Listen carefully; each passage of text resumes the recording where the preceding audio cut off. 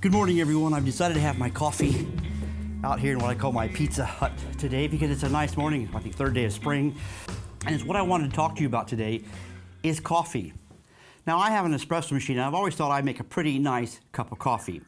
I've got a friend that's a professional barista, and I invited him on the program to talk to me, to show you guys how to make the perfect cup of coffee. Now, even though I thought I made a pretty good cup of coffee, I learned actually quite a bit. There's more to making a cup of coffee than just meets the eye. We shot this yesterday, and I am already making a much better cup of coffee. So without me going into what makes a good cup of coffee, let's talk to a real professional barista, my friend Bill, and he can walk us through exactly what it takes to make a really nice cup of coffee. I'm Rick Michelle. This is You Can Cook.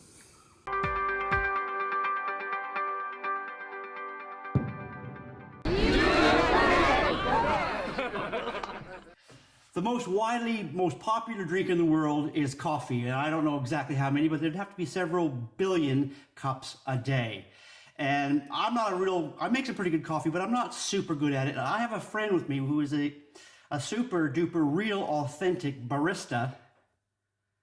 Is that right? He used to have his own shops and all that. He knows his coffee. And if ever I go over to Bill's, it really is the best coffee. And just a few weeks ago, I asked him a question, which I think a lot of people have the same question in their brain. Why is it that so many places, restaurants, cafes, make such a terrible cup of coffee? And for me, I can describe it like this.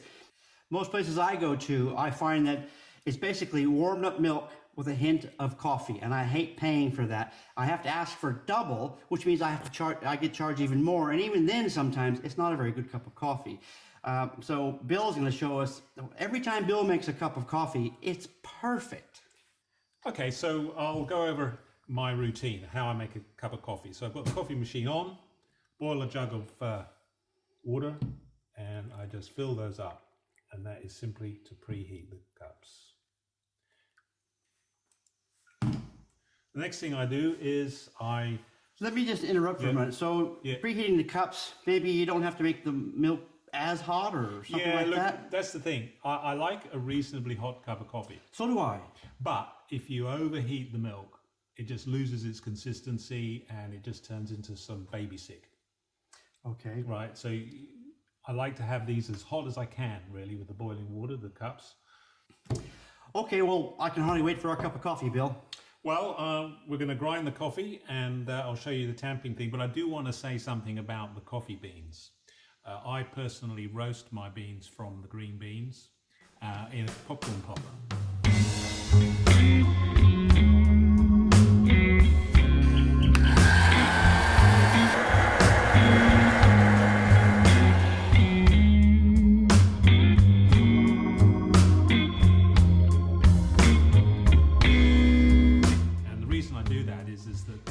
Actually roasted the coffee, you've got a certain envelope of time where it's actually quite nice. And I can vouch for that because Bill also taught me and told me to get this popcorn popper, and it really does work.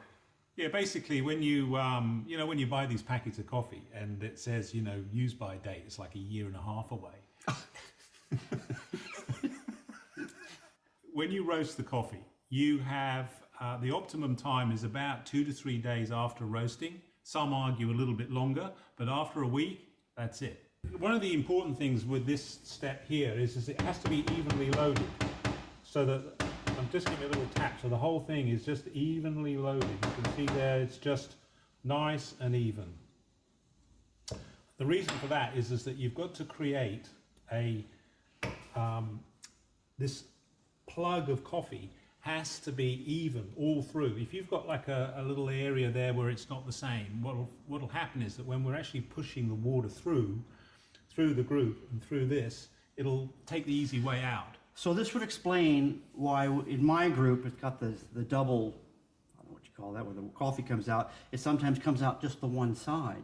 So I'm not putting it in even then. Maybe not, but sometimes that is true. It'll come out one side, but that's perhaps something else going on in here. But the main thing is that if it's not done evenly, the water will find the easy way through, and so a lot of it will not. It'll be a bit like we'll only use this bit of the coffee, rather than the whole bit of the coffee. So you're not using the entire bit of coffee. And you'll possibly. see when if that happens, it'll come out weak. It'll go run light really quickly. It just it won't have any. And It's explaining a lot to me. I'm actually learning stuff here, Bill. And the other thing I do is I do like a full tamp, right? And then if that is too fine, if that's too slow, I adjust the grind rather than my tamp. So that's the other thing that I do. So I'm filling this, doing a good hard tamp. And now when we run this, if let's say this is going to be running too slow, I would then adjust the grind so that Okay. I make it a little coarser, just like one notch, make it a little coarser so it'll come through faster. Or I find that I have to adjust the grind for different beans. absolutely, yeah. So I've got this ready. I've got my cups ready. The next thing is I'm going to stretch some milk if you want coffee with milk.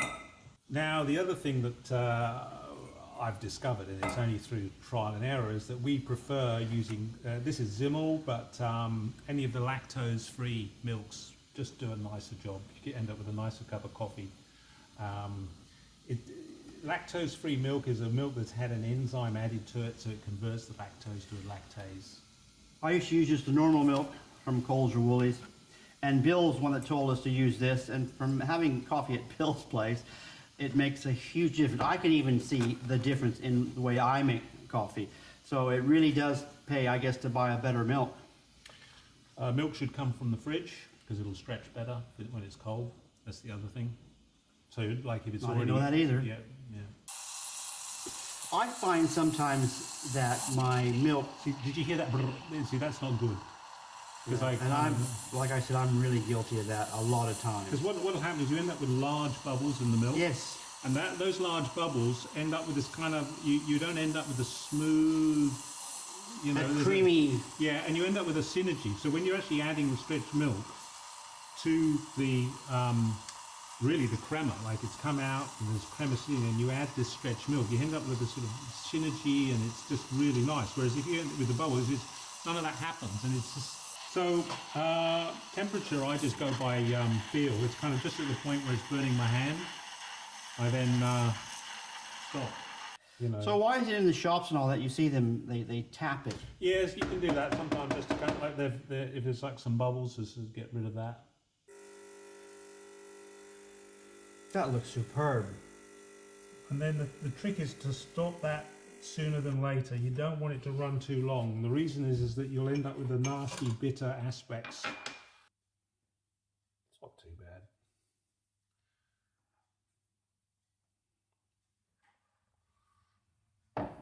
We can do better than that next time.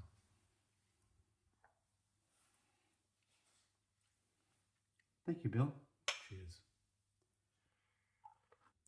So I guess number one, milk is important. You don't froth the milk, you stretch the milk.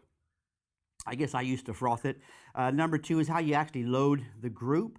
I always, apparently by the looks of it, I always did that wrong.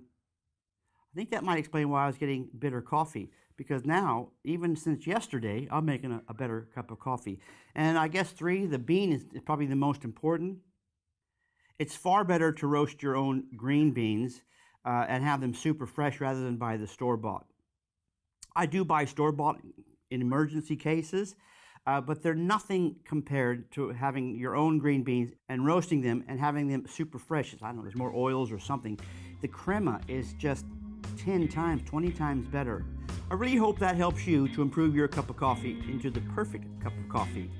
Until next week, I'm Rick Michelle, this is You Can Cook, and so long for now.